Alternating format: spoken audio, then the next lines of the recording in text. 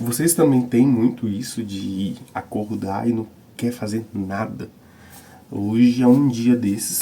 Eu já acordei, não estou muito afim de fazer muita coisa, mas amanhã, por exemplo, tenho que trabalhar.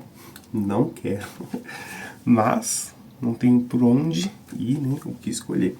Fiquei pensando sobre isso, essa questão de às vezes a gente tá muito desanimado, tem momentos que a gente tá muito empolgado, direto tem essas oscilações. Às vezes eu acordo com vontade de fazer nada, só ficar deitado e descansando. Aqui hoje eu acordei um pouquinho de preguiça, mas levantei, fiz algumas atividades já, mas agora já tô com um pouco de ânimo, já voltei, já tô um pouco na atividade. Mas eu quero trazer hoje pra vocês um pouquinho, quero mostrar um pouco da minha carteira também, sobre o dia a dia, e é isso. Hoje o dia tá meio nublado aqui. Eu tava muito afim de fazer uma trilha hoje, né, pra cachoeira, porém eu não sei se vou ter muito ânimo de fazer, até porque eu tô com a mochila pesada, mas o tempo tá um pouco ruim, ele não tá muito bonito. Não sei se dá pra ver, mas tá com muitas nuvens, né? Apesar que tá um pouquinho de sol também, mas é isso. Pessoal, e uma coisa que agora que eu lembrei, eu sei que esse vídeo vai ter nenhuma coisa a ver com nada. Eu tô tirando minha carteira, né? Agora de CNH, pra tirar a CNH, e eu passei pelo processo de legislação. Porém, eu fiz inscrição na autoescola, foi no mês 2, se não me engano. E no mês 2 eu consegui fazer, né, as aulas de legislação. Teve um atraso deles mesmo aqui para poder marcar a prova. Eles marcaram a minha prova, eu finalizei isso dia 28 de março. Acho que foi dia 28 de março que eu finalizei as aulas. E no dia 3 de abril ele já tinha marcado uma prova. Porém aí desmarcaram as provas, marcou para o dia, acho que dia 7, se não me engano. Dia 7 eles marcaram a prova de novo. Aí eles desmarcaram essa prova novamente e marcou para o dia 14. Esse processo, na verdade, eu tive quase um mês, praticamente de uma perca de um mês. E a pauta normalmente para fazer tanto as provas e passar é de um ano. Eu já perdi um mês praticamente. Aí no dia 14 eu tinha feito a pauta e como eu tinha estudado nas aulas da autoescola, depois eu parei. Então depois eu não comecei a estudar mais. Isso foi péssimo assim, né? E a primeira prova que eu fiz foi no dia 14. Se não me engano foi de abril. Ou foi de maio. Não, foi 14 de maio que eu fui fazer a primeira prova. Então eu não passei. Reprovei, eu tirei 18 pontos e tem que tirar 21, né? Na autoescola tava falando que a primeira taxa que você paga é a taxa mesmo de R$ 110 e 60 e poucos centavos, se não me engano. E então eu paguei, porém eles falaram que depois na segunda tentativa já ficaria mais caro, no caso, né? Então eu pagaria R$ 170 e pouco, então R$ 60 de taxa do próprio autoescola. Então é um valor muito alto. Mas conversando com um amigo, ele comentou comigo que conseguiria eu mesmo marcar, né, essa prova pelo site do próprio Detran. Então eu fui e paguei somente 110. Claro que eu paguei duas vezes, mas na segunda tentativa, minha prova foi marcada agora dia 4 de junho. E eu fiz a prova, passei, tirei 23. Mas eu sinto que a prova estava um pouquinho mais fácil do que da primeira vez. Que na primeira vez realmente tinha caído muitas coisas que eu não tinha estudado muito bem, que era principalmente na questão de multas, quantas vezes, com valor, enfim. Aí agora eu tô vou iniciar dia 10 as aulas de direção, né? Então até em agosto eu acho que dá pra eu conseguir tirar essa carteira. A tentativa que eu vou fazer vai ser na carteira de carro e depois eu vou fazer na carteira de moto. Mas o ponto que eu queria trazer é isso, porque eu não sei se sabem, mas que dá pra tirar, emitir o DAI, né, que é a taxa que tem que pagar para poder fazer a prova de legislação por conta própria. E às vezes, óbvio que tem algumas autoescolas que não cobram taxa, mas outras cobram. Essa que eu estou fazendo, ela está cobrando uma taxa, ela cobra uma taxa, né? E é uma taxa alta, né? De certa forma, R$ 60. Então é melhor você pagar o valor normal do que pagar. Então é muito simples assim fazer. E enfim, é só um adentro assim. Eu vou estar mostrando agora para vocês um pouco sobre os meus investimentos que eu comentei no vídeo anterior. e eu quero compartilhar para vocês porque eu tinha falado no vídeo anterior sobre as questões que eu acordei mais desanimado, e uma das pautas dele foi sobre dinheiro, né? Foi correndo atrás do dinheiro o tempo todo, mas nunca consegue, tipo, chegar em algum lugar assim. É muito difícil receber um salário mínimo. E no meu caso não trabalho, não recebo salário mínimo. Às vezes eu recebo mais ou menos, enfim, tem meses que eu não recebo nada. Mas eu vou estar mostrando para vocês pelo site do Investidor 10. Vou estar levando vocês lá pro computador. Então, gente, esse aqui é o site, né, do Investidor 10, onde que eu coloco minha carteira. Então, todo o investimento que eu faço, eu deixo aqui, né, no site. Eu tô filmando assim, então meu computador pode estar um pouco sujo, enfim. Mas enfim, aqui são algumas ações que eu invisto, né? Atualmente eu estou investindo nessas empresas, que é a Petrobras, o Banco do Brasil, o Cablin, Itaú, a EG de energia, né? A Ambev e também a Leve. Então eu tenho a quantidade de cotas, né, que eu já comprei, o meu preço médio de cada cota, o preço atual delas. Então, por exemplo, dessas 3 eu estou no negativo, nessas outras eu estou no positivo. Então a minha cota, por exemplo, nessa do Ambev, eu comprei ela por 11,41, hoje já está valendo 14,8. Então eu tenho uma valorização aqui de 23%, né, no caso. Então esse é o meu saldo que eu tenho referente a essas cotas. Eu comprei pouquinho. Essa que eu comprei somente uma também, podia ter comprado mais. Mas agora, por exemplo, se fosse para eu compraria alguma dessas 3 para poder colocar na minha carteira, né? E aqui lembrando que isso não é nenhuma indicação de investimento, tá, gente? É somente eu tô mostrando a minha carteira. E enfim, de fundos imobiliários eu invisto no MXRF, no Vigir, no Gari, no Kizu, no XPCA, VGHF, BTCI, XPML e KNSC. Essa aqui foi a última que eu comprei atualmente. Podia ter comprado um pouquinho mais, mas enfim. Aproveitei que ela estava com desconto, hoje ela já está custando R$103 cada cota. Então essa aqui é a quantidade que eu tenho de cada um desses fundos. O maior que eu tenho vai ser o MXRF 11 e também o Vigia 11. Ele é atualmente o que eu estou recebendo mais, né? E eu tenho a maior quantidade de cotas. Esse, se não me engano, está pagando... A última vez ele já pagou 12 centavos no último mês por cota, e esse está pagando por volta de 10 centavos por cota. Eu tenho o preço médio, o preço atual, e aqui eu tô no negativo somente em 3. Que vai ser o Kizu, o FGHF e também o BTCI. Os demais eu tô no positivo. Também tenho algumas em cripto, né? Apesar que aqui não tem um valor exato de cripto, porque eu comecei a investir em Bitcoin, na verdade, em outras criptos também, em 2019. Então eu não coloquei aqui, eu coloquei aqui a partir do momento que eu comecei, que eu conheci o site, aí eu comecei a agregar os demais Bitcoins, que totaliza 0.002201 Bitcoin.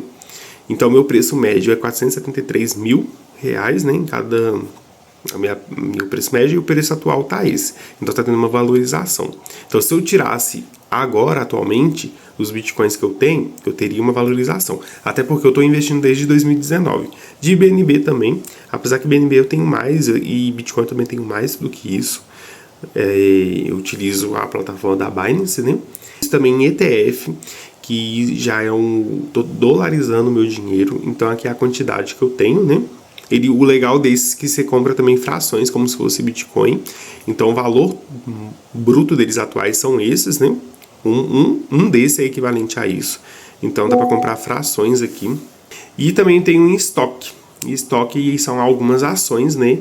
Porém, por mais que essas duas empresas sejam brasileiras, mas eu invisto ela em dólar. Então eu tenho, por exemplo, o Banco Inter, ela teve uma valorização. Então o meu preço médio, eu tenho 7,50, essa quantidade aqui, em cotas do Banco Inter, do Nubank, da Apple e também do Google. Então esse é o preço médio e esse é o preço atual. Esses 3 estão no negativo, eles estão caindo. Então eu poderia estar comprando agora. E esses aqui, e esse aqui ele já está no positivo. Então se eu quiser vender, eu vou ter um lucro, né, no caso.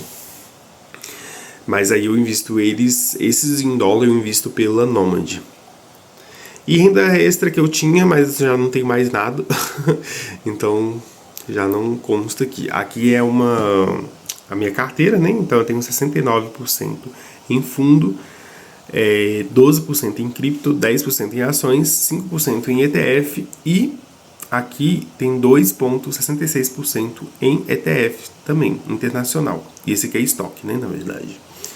Aqui o mais legal que eu gosto, os proventos, né, que eu recebo. E aqui mostra, né, desde que eu comecei em 2023, o meu primeiro valor foi de R$3,04. Tipo assim, é pouco? É pouco. Mas eu já fiquei muito feliz quando recebi. Então, em agosto foi 3, setembro e assim por diante. Em dezembro eu já recebi R$23 de dividendos, totalizando R$63,20, uma média de 5,27 por mês. Já no segundo ano, que foi 2024, esse aqui foram os preços que eu recebi em cada mês. Então eu iniciei o ano com 24,35 e finalizei o ano com 57,75, totalizando R$369,12 de dividendos que eu recebi durante esse ano.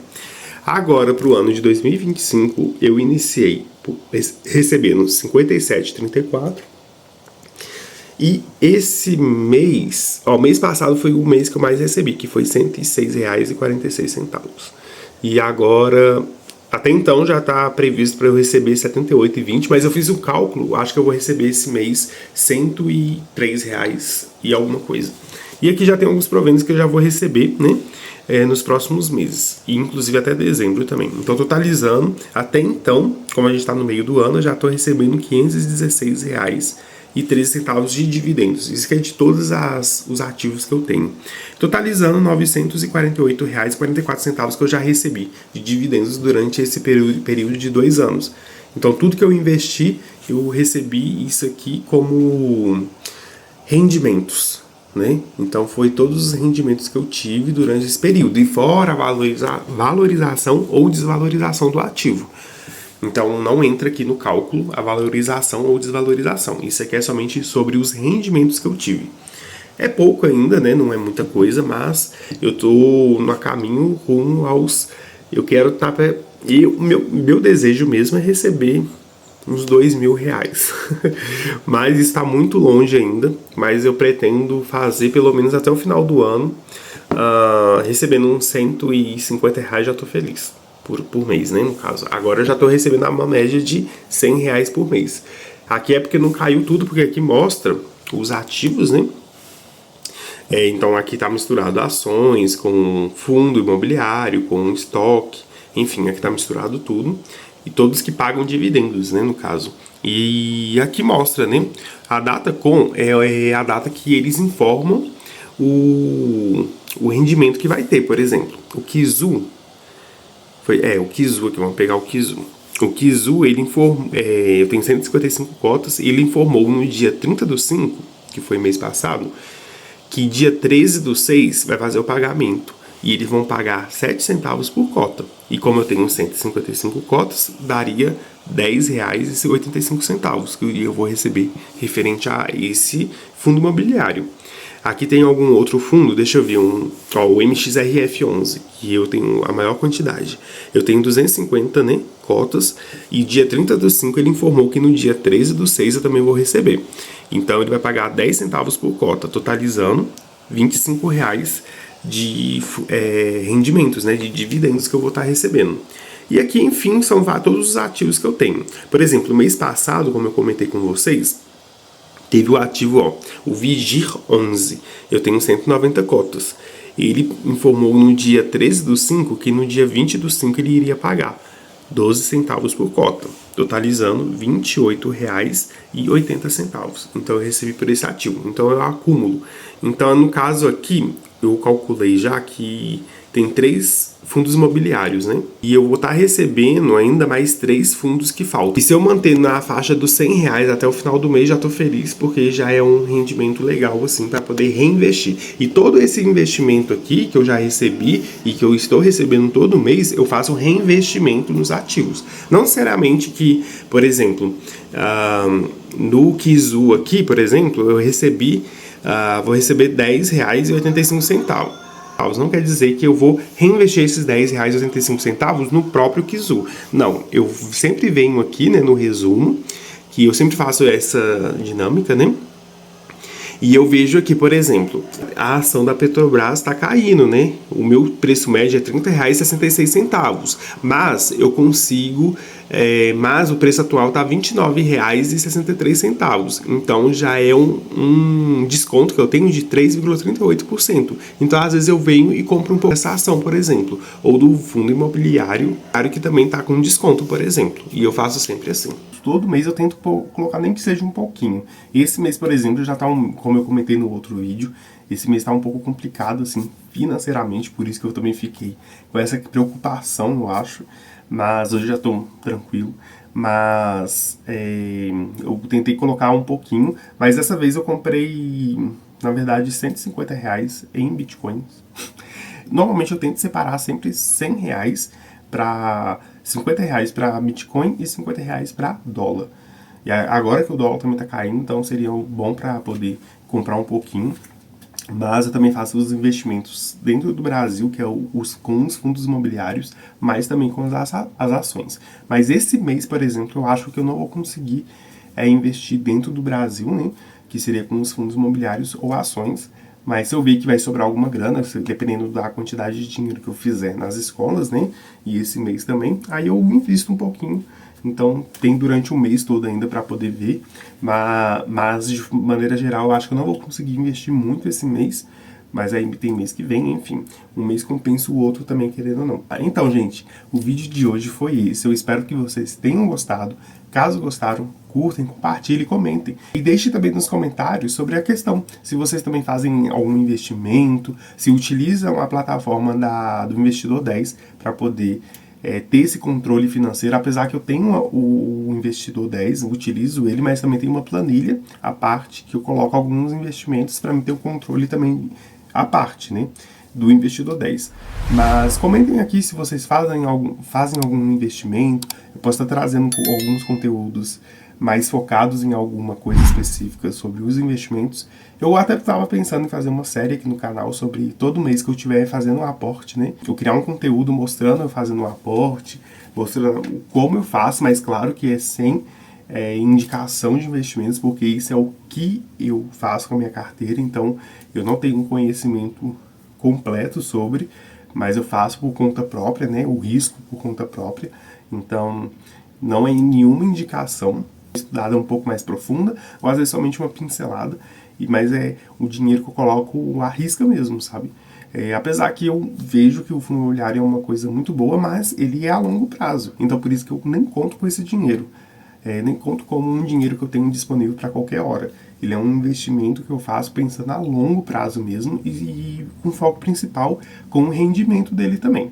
Mas é isso, deixem aí nos comentários o que vocês acham e o que vocês também estão fazendo para poder conseguir a sua independência financeira. Nos vemos nos próximos vídeos e até mais. Tchau! Pessoal, voltando aqui para a tela do computador pelo Investidor 10, eu esqueci de mostrar, mas o valor total que eu tenho, né? Esse é o valor total aplicado, que é o valor de 12.409,40 e o valor atualmente que eu tenho, 12.672,4.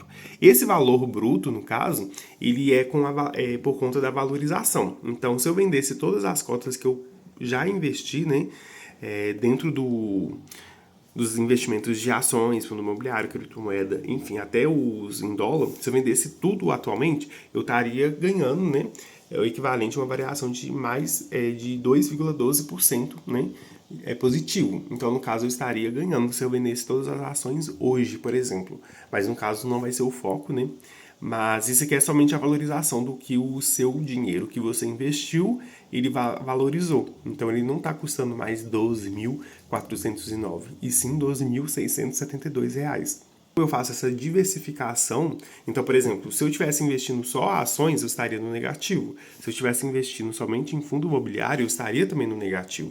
Mas como eu faço investimentos em criptomoeda, em dólar, né?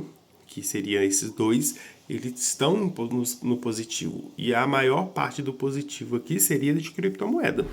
Para vocês verem, a valorização é bem alta mesmo.